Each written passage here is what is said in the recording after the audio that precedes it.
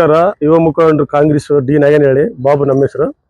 ಈಗ ವಿಷಯ ಏನಂದ್ರೆ, ದೀನ ದಲಿತ ಕಡುಬಡವರ ಆಶಾಕಿರಣ ಬಳ್ಳಾರಿ ಗ್ರಾಮಾಂತರ ಶಾಸಕರು ಬಿ ನಾಗೇಂದ್ರಣ್ಣ ಅವರಿಗೆ ಸಚಿವ ಸ್ಥಾನ ಕೊಡಬೇಕಂತೇಳಿ ನಾವು ಒತ್ತಾಯ ಮಾಡ್ತಾ ಇದ್ವಿ. ಈಗ ಆಲ್ರೆಡಿ 4 ಸಲ MLA ಆಗಿ ಅವರು ದೀನ ದಲಿತ ಕಡುಬಡವರ ಮತ್ತು ಅಲ್ಪಸಂಖ್ಯಾತರ ಮತ್ತು ಎಲ್ಲ ಸಮುದಾಯಗಳಿಗೆ, ಅಲ್ಪಸಂಖ್ಯಾತರ ಮತ್ತು ಹಿಂದುಳಿದ ಜನಾಂಗರಿಗೆ ಎಲ್ಲ ಸಹಾಯ ಮಾಡೋಂಥ ವ್ಯಕ್ತಿ.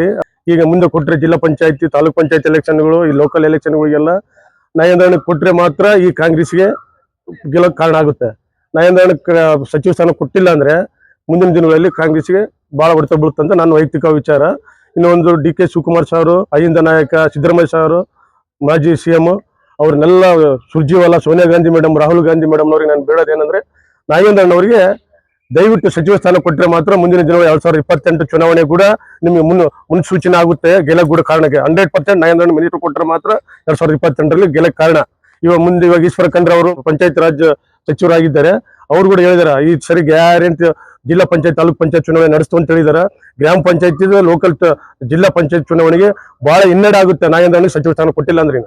ನನ್ನ ಪ್ರಕಾರ ವೈಯಕ್ತಿಕವಾಗಿ ಗ್ಯಾರಂಟಿ ಈ ಬಳ್ಳಾರಿ ಗ್ರಾಮಾಂತರ ಅಲ್ಲ, ಕೊಪ್ಪಳ, ರಾಯಚೂರು, ಬಳ್ಳಾರಿ, ಪ್ರತಿ 3 ಜಿಲ್ಲೆಗಳಾಗ ನಾಗೇಂದ್ರಣ್ಣಂದಾದ ಒಂದು, ಚಿತ್ರದುರ್ಗ ಕೂಡ ಪಕ್ಕದಾಗ, ಚಿತ್ರದುರ್ಗ ಕೂಡ ಅವ್ರದ್ದಾದಂತ ಒಂದು ಚಾಪನ್ನು ಮುಡಿಸ್ಕೊಂಡಿದ್ದಾರೆ.